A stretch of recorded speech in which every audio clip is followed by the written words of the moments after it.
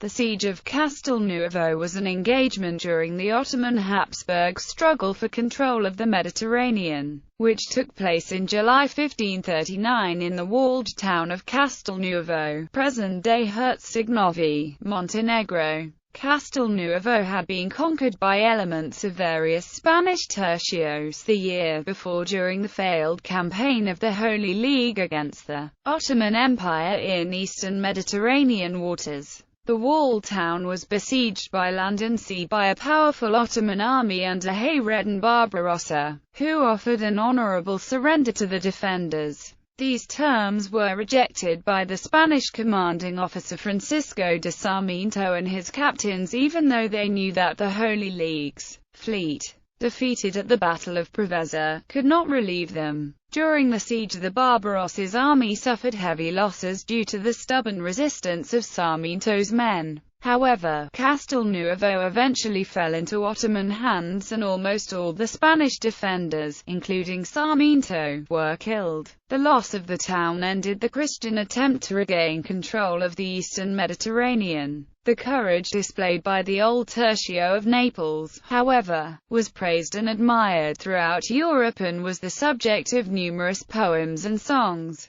Background: in 1538, the main danger to Christianity in Europe was the expansion of the Ottoman Empire. The armies of the Sultan Suleiman the Magnificent had been stopped at Vienna in 1529. In the Mediterranean, a Christian offensive attempted to eliminate the danger of the Great Turkish Fleet in 1535, when a strong armada under Don Alvaro de Bazan and Andrea Doria captured the port of Tunis, expelling Ottoman Admiral Hayreddin Barbarossa from the waters of the western Mediterranean. The Ottoman admiral was then required to return to Constantinople, where he was appointed commander of a great fleet to conduct a campaign against the Republic of Venice's possessions in the Aegean and Ionian Seas. Barbarossa captured the islands of Syris, Aegina, Ios, Paros, Tinos, Carpathos, Cacos, Naxos, and besieged Corfu.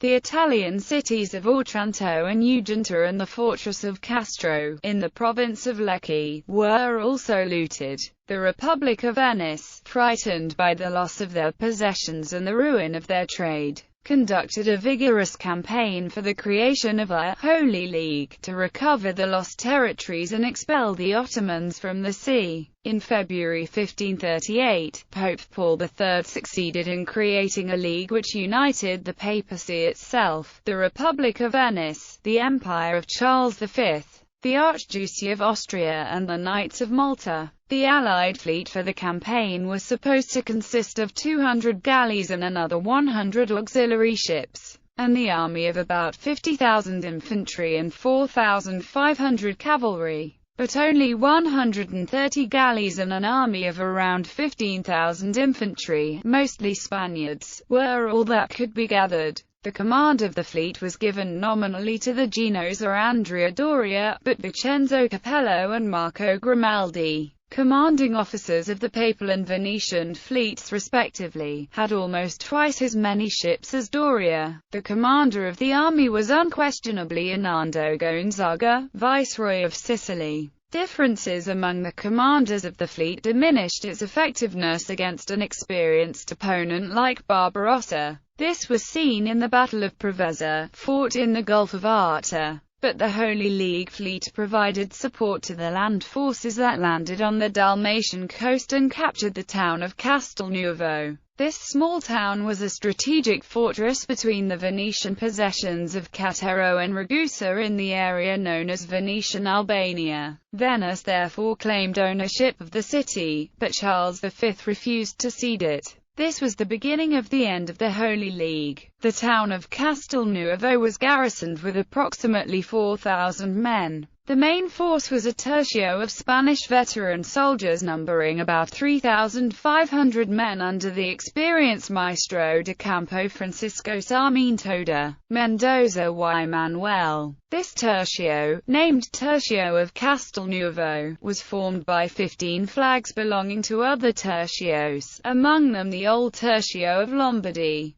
dissolved the year before after a mutiny for lack of pay. The 15 captains in charge of the flags were Martín de Mangualde, Álvaro de Mendoza, Pedro de Sotomayor, Juan Vizcaíno, Luis Cerrón, Jaime de Masquefa, Luis de Haro, Sancho de Frias, Oliveira, Silva, Cambrana, Alcázar, Cousin, Borgonan and Lázaro de Corrin. The garrison also included 150 light cavalry soldiers, a small contingent of Greek soldiers and knights under Andrés Escarapula, and some artillery pieces managed by 15 gunners under Captain Juan de Orais. The chaplain of Andrea Doria, named Jeremias, also remained in Castelnuovo along with 40 clerics and traders and was appointed bishop of the town. The reason for the garrison's large size was that Castelnuovo was projected to be the beachhead for a great offensive against the heart of the Ottoman Empire. However, the fate of the troops who were in the fortress depended entirely on the support of the fleet, and this had been defeated by Barbarossa at Preveza before the capture of Castelnuovo. Moreover, in a short time Venice withdrew from the Holy League after accepting a disadvantageous agreement with the Ottomans. Without Venetian ships, the Allied fleet had no chance to defeat the Ottoman fleet commanded by Barbarossa, who was by this time supported by another experienced officer, Turgut Reis. Siege. First maneuvers. Sultan Suleiman the Magnificent ordered Barbarossa to reorganize and rearm his fleet during the winter months to have it ready for the battle in the spring of 1539. 10,000 infantry soldiers and 4,000 janissaries were embarked aboard the warships to reinforce the troops of the galleys. According to the orders received, Barbarossa's army, numbering about 200 ships with 20,000 fighting men aboard, would blockade Castelnuovo by sea, while the forces of the Ottoman governor of Bosnia, a Persian named Uleman, would besiege the fortress by land and commanded 30,000 soldiers.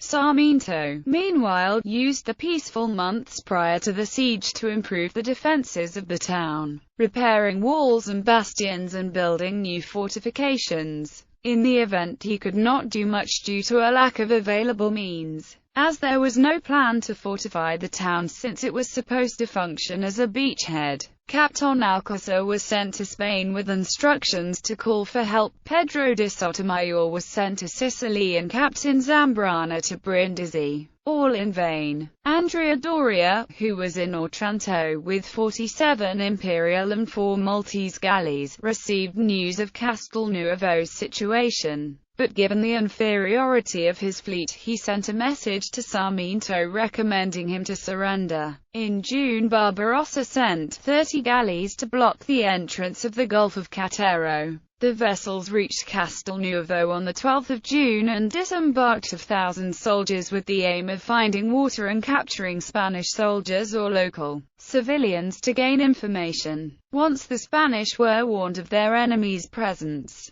Sarmiento dispatched 3 companies under Captain Martín de Mangualde and the cavalry under Lázaro de Corrin to attack them before lunchtime. After a fierce fight, the Ottoman landing party was forced to re-embark, although it returned in the afternoon. Then it was beaten by Francisco de Sarmiento in person, who was waiting for a new attempt together with Captains Álvaro de Mendoza, Oliveira and Juan Vizcaíno, and 600 soldiers. 300 Ottomans were killed during the battle, and another 30 captured. The remainder escaped to their ships. On the 18th of July, Barbarossa arrived with the main force and immediately began to land troops and artillery while waiting for the arrival of Uleman, who came along with his army a few days later. The Ottoman pioneers spent 5 days digging trenches and building ramparts for 44 heavy siege guns carried aboard Barbarossa's fleet or by Uleman's troops, and even smoothed the fields around Castelnuovo to facilitate maneuvers.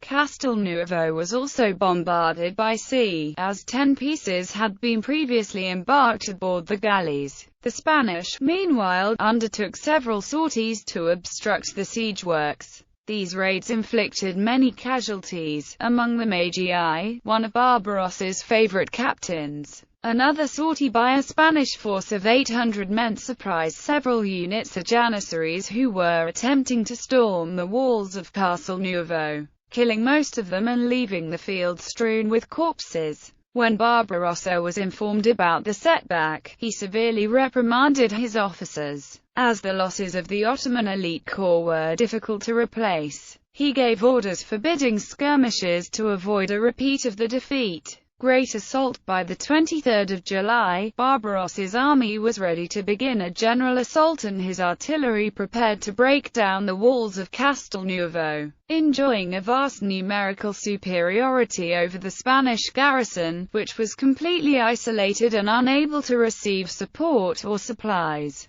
Barbarossa offered an honorable surrender to the Spanish. Sarmiento and his men would be granted a safe passage to Italy, the soldiers retaining their weapons and flags. Barbarossa added to his offer the incentive of giving each soldier 20 ducats. His only demand to Sarmiento was the abandonment of his artillery and gunpowder. 2 squad corporals of Captain Vizcaíno's company, Juan Alcaraz and Francisco de Tapia, managed to return to Naples and write their version of events many years later. They recorded the answer given to Barbarossa that the Maestro de Campo consulted with all the captains, and the captains with his officers, and they decided that they preferred to die in service of God and His Majesty. The great assault on the city was launched shortly after, and lasted all day. It was costly in lives, as the Ottomans employed both infantry and artillery at the same time to assault and bombard Castelnuovo,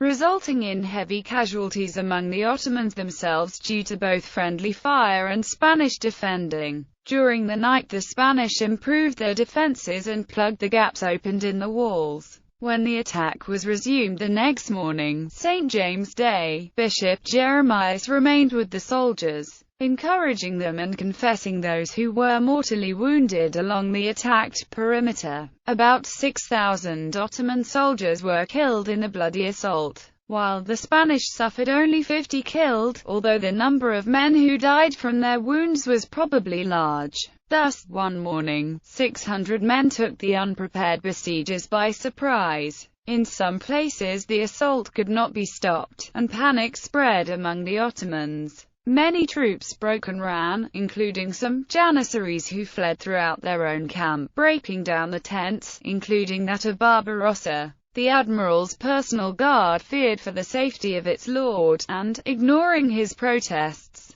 took him to the galleys along with the standard of the Sultan. During the following days most of the artillery concentrated its fire on a fort in the upper town. Barbarossa thought that it was the key point of Castelnuovo's fortifications and proposed to capture it. The remaining cannons, meantime, continued firing at the fragile walls of the town. On the 4th of August, Barbarossa ordered an assault against the ruins of the fort, which was now completely shattered, with its casemates ruined. As a major point of the defense, Sarmiento had reinforced the garrison and removed the wounded in the preceding days. The assault began at dawn and the battle lasted all day. Captain Machin of Munguia distinguished himself in the fight, leading the defenders with great courage. By nightfall the remnants of the Spanish garrison retreated to the walls of the town with their wounded, leaving the ruined castle in Barbarossa's hands.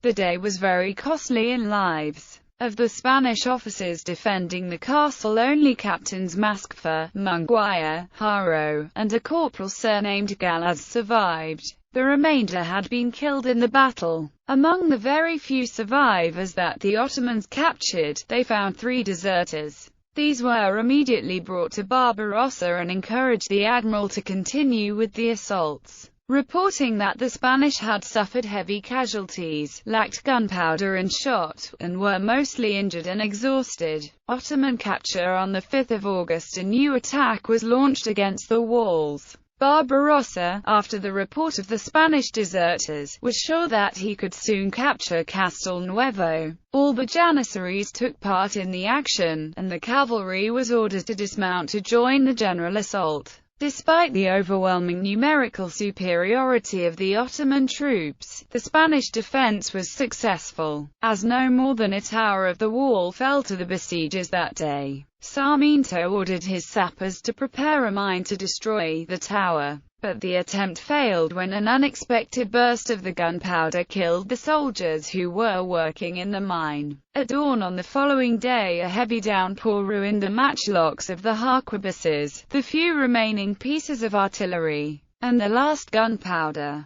The fight was therefore sustained only with swords, pikes and knives, and the wounded Spanish soldiers were forced to take up arms and help defend the walls. Only the dying men remained in the hospital. Surprisingly, the few surviving Spanish managed to repel the assault. The last and definitive attack took place the next morning. Francisco de Sarmiento, on horseback, was wounded in the face by 3 arrows, but he continued to encourage his men. Demolished by heavy gunfire, the ruins of the walls became indefensible. Sarmiento then ordered the 600 Spanish survivors to retreat. His idea consisted of defending a castle in the lower city where the civilian population of Castelnuovo had taken refuge. Although the withdrawal was made in perfect order and discipline, Sarmiento and his men found that the doors of the castle were walled at their arrival. Sarmiento was offered a rope to raise him to the walls, but refused and responded, "Never, God wants that I was saved and my companions were lost without me." After that he joined Machín de Munguía, Juan Vizcaíno and Sancho Frias to lead the last stand. Surrounded by the Ottoman army, the last Spanish soldiers fought back-to-back until none were able to fight. At the end of day, Castelnuovo was in Ottoman hands. Aftermath: almost all of the Janissaries and 16,000 from the other Ottoman units were killed in the assault. According to rumor, Turkish losses amounted to 37,000 dead. Of the Spanish troops, only 200 survived, most of them wounded. One of the prisoners was the Biscayan captain Machín de Munguía. Barbarossa, upon learning this, offered Munguía freedom and a place in his army. The admiral greatly admired him for his actions in the Battle of Preveza, where the Spaniard had successfully defended a sinking Venetian carrack against several Ottoman warships. Munguía refused to accept and was therefore beheaded on the spur of the admiral's galley. Half of the prisoners and all the clerics were also slaughtered to satisfy the Ottoman soldiers, who were angry at the great losses which they had suffered in capturing the city. The few survivors were taken as slaves to Constantinople. 25 of them managed to escape from prison 6 years later and sailed to the port of Messina. Despite the failure of Sarmiento to retain the fortress, Castelnuovo's defense was sung by numerous contemporaneous poets and praised all over Christian Europe. The Spanish soldiers who participated in the unequal engagement were compared with mythological and classical history heroes, being considered immortal due to the magnitude of their feat. Only the enemies of Charles V, such as the Paduan humanist Sperone Speroni, rejoiced at the annihilation of the Tercio of Castelnuovo.